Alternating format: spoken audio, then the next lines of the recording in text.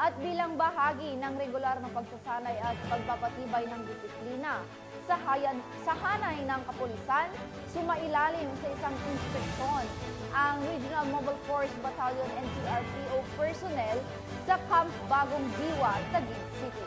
Iyan ang balitang hatid ni Patrol Woman Maria Danica Bungo.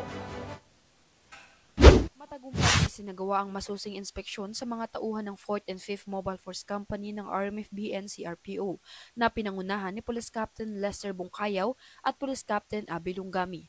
Ang nasabing aktibidad na isinagawa ng Regional Internal Affairs Service na pinangasiwaan naman ni Police Colonel Virgilio P. Bagid, Deputy Regional Director ng RIAS NCR.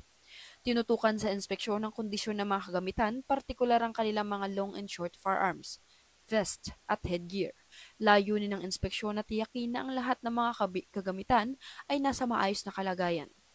Ang hakbanging ito ay bahagi ng patuloy na pagsusumikap ng RMFB NCRPO na mapanatili ang mataas na antas ng kahandaan at kaligtasan ng kanilang mga tauhan na mahalaga sa pagpapanatili ng kaayusan at kapayapaan sa kanilang nasasakupan. Ito ay ayon pa rin sa direktiba ng Force Commander ng RMFB NCRPO na si Police Colonel Celso Mansibang Rodriguez. At alinsunod pa rin sa 7-point action plan ng Regional Director ng NCRPO na si Police Major General Jose Melencio C. Nartates Jr. at sa panukala ng ating PNP Chief na si Police General Romel Francisco D. Marbil na siguruhing sa bagong Pilipinas ang gusto ng pulis, ligtas ka. Mula dito sa RMFB NCRPO, ako po ang inyong Police News Network Correspondent, Patrol Woman Bungo, alagad ng batas, tagataguyod ng balitang pulis.